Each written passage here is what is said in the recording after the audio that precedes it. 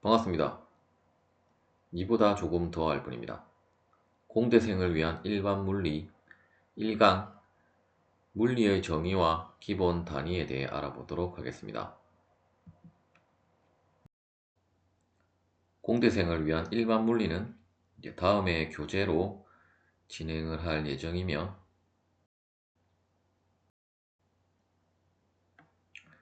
이제 그 쿠판으로 되어져 있는데 현재 그 몇 판까지 나와 있는지는 모르겠지만 뭐 8판이나 9판이나 10판이나 그 안에 내용은 거의 동일하기 때문에 이제 여러분들이 이제 그 에디션 버전에 대한 것은 크게 상관없이 이 교재를 참고를 하시면 되겠습니다. 잠깐 책의 내용을 살펴보면 이제 크게는 파트 6로 되어져 있는데 일단 파트 5까지가 이제 고전 물리 부분이라고 보시면 되겠고, 그리고 이제 파트 1은 이제 역학 부분이 되겠고, 이제 파트 2는 우리가 이제 그 진동에 대한 부분이고, 이제 파트 3는 열역학, 그리고 파트 4는 전자기학, 그리고 파트 5는 이제 광학 부분이 되겠고, 이제 파트 6는 이제 현대 그 물리학 부분이 되겠습니다. 여러분들이 가장 이제 중점적으로 그 다룰 내용은 이 미키닉스 부분과 이 전자기학 부분이 될 것이며, 그 일반 물리에서의 그 현대 물리 부분은 여러분들이 이제 기본적인 것만 이제 거의 이제 그 여러분들이 제대로 이해를 하려면 이제 상당한 그 수학적 지식을 필요로 하기 때문에 이제 맛만 보고 끝난다라고 보시면 되겠습니다. 일반 물리에서 여러분들이 이제 선행되어져야 할 지식으로는 이제 가장 기본적인 그 수학적인 배경 지식이 있어야 될 것이고, 일단 원래는 이제 여러분들이 그 미분 방정식까지 알아야 이제 명확하게 모든 것을 다 이해할 수 있겠지만, 이제 일반 물리에서는 이제 계략적인 것만 살펴보고 넘어가기 때문에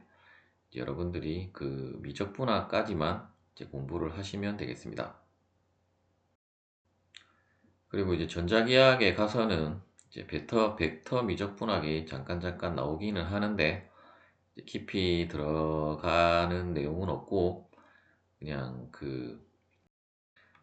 필요한 내용이 나올 때 이제 그때 그, 그 필요한 수학들은 이제 설명을 드리고 이제 이론들을 설명을 드리도록 하겠습니다. 그 파트 1에서 이제 우리가 그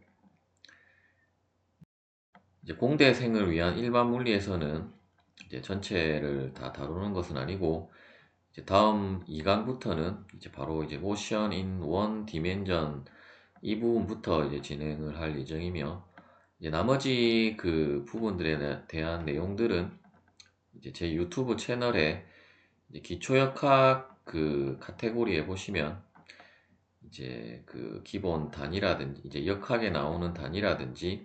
그리고 디멘저널 어널리시스 즉 이제 차원에서, 그리고 유효 숫자,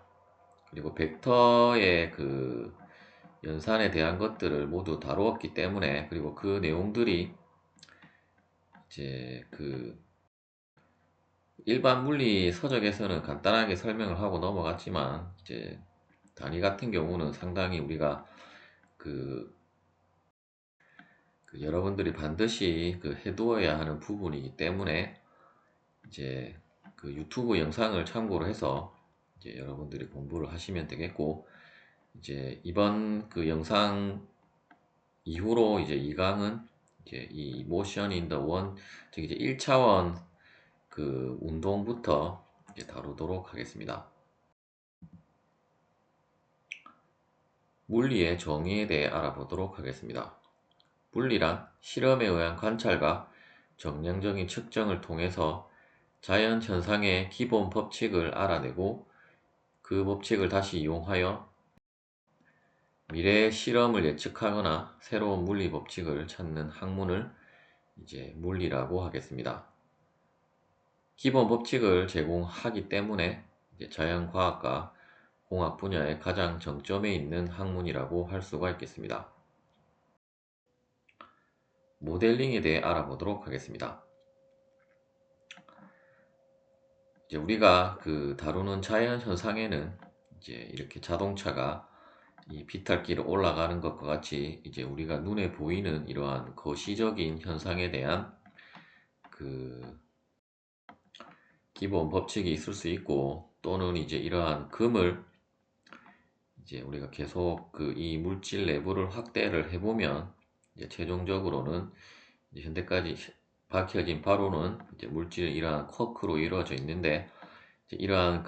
미시적인 세계를 다루는 이제 두 개의 부분으로 우리가 나눌 수가 있겠습니다.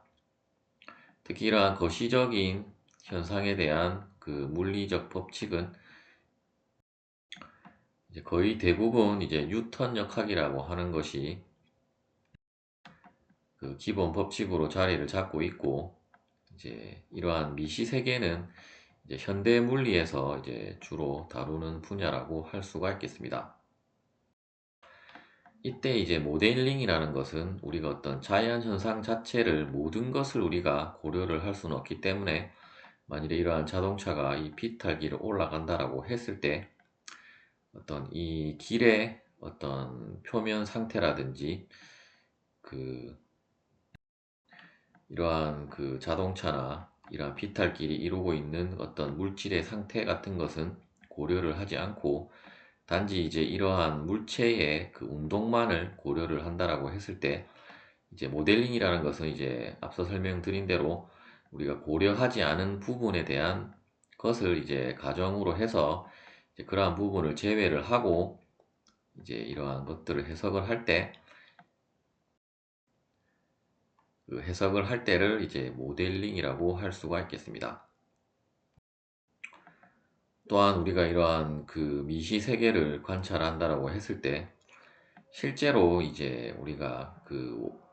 원자까지는 이제 이렇게 구형으로 된 것을 우리가 관찰을 할 수 있지만, 우리가 쿼크는 실제로 눈으로 보이는 것은 아니기 때문에 이제 이렇게 될 것이다 라고 이제 가정을 해서 어떤 법칙을 찾는 것을 이제 모델링이라고 할 수가 있겠습니다. 따라서 우리가 이제 어떤 물리적 고찰은 이제 대부분은 이러한 모델링에서 출발을 한다라고 보시면 되겠습니다. 기본 물리량에 대한 SI 기본 단위에 대해 알아보도록 하겠습니다. 여러분들이 이제 앞서 설명드린 이제 유튜브 채널에 있는 단위 영상을 보고 오셨다라고 하면, 이제 물리량에는 기본 물리량과 이제 유도 물리량이 있다는 것을 알 수 있을 것이고, 일단 그 영상에서는 이제 역학에 관련된 물리량과 단위에 대해서만 다루었지만, 이제 일반 물리에서는 이제 다음에 이 7가지를 이제 기본 물리량으로 하고 있습니다. 즉 이제 시간, 길이, 질량, 전류, 연력학 온도, 몰 질량, 광도, 이 7가지를 우리가 이제 기본 물리량으로 정의를 하고 있으며, 이제 이러한 물리량을 이제 정량적인 수치로 나타내는 것이 이제 단위가 되겠고, 이제 단위는 이제 여러 가지 단위계가 있지만, 우리가 이제 일반적으로 물리나 이제 과학에서 사용하는 단위계는 이제 SI 단위를 많이 사용을 하게 됩니다. 따라서 이제 이러한 기본 물리량에 대한 SI 단위는 이제 시간은 이제 기본 물리량은 이제 초가 기본 물리량이 되고, 이제 기호는 S를 사용을 하며 이제 이 S는 이제 세크로 여러분들이 발음을 하시면 되겠습니다. 길이는 이제 미터라는 단위를 이제 기본 물리량으로 하고 있으며, 이제 기호로는 다음과 같이 M으로 표시를 하게 됩니다. 질량은 킬로그램을 기본 단위로 하고 있고, 전류는 암페어, 이제 온도는 켈빈, 이제 몰 질량은 이제 몰이라고도 하고,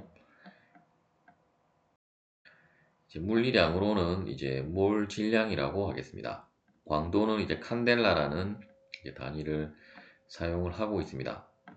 일단 정의에 대한 것은 이제 여러분들이 이제 한번 읽어 보시면 되겠고, 이제 이러한 7가지 그 단위만 있는 것이 아니고, 이제 유도 단위를 통해서 또한 이제 여러 가지 단위들이 나오게 되는데, 이제 역학 부분은 이제 앞서 말씀드린 그 영상을 참고로 하시면 되겠고, 이러한 이제 그 전류에 그 관계되는 단위들은 이제 또 전자기학을 시작을 하면 이제 그때 또 기본 단위들이 나오기 때문에 이제 그때 다시 한번 말씀드리기로 하고, 이제 여러분들이 이제 또 헷갈려하는 부분이 이제 이 몰 부분이 되겠는데, 이제 이 부분에 대한 것은 이제 연력학을 다룰 때 다시 한번 설명을 드리도록 하겠습니다. 특히 이제 이 노란색으로 그 된 부분은 이제 다시 그 재정의가 되어진 부분으로 이제 그 2018년에 이제 의결을 해서 이제 우리나라 같은 경우에는 이제 2019년 5월 20일부터 이제 시행이 이제 이 정의로 그 기본 단위에 대한 정의가 모두 이제 바뀌었으며, 특히 우리가 이제 기본 단위에 있어서 이제 이러한 값들이 변하면 안 되기 때문에 이제 우리가 불변하는 상수 값인 플랑크 상수라든지 이제 볼츠만 상수 그리고 아보가드로 상수 같은 이제 상수로 이제 이러한 그 기본 물리량에 대한 단위를 이제 정의를 하게 되었습니다. 시청해 주셔서 감사합니다.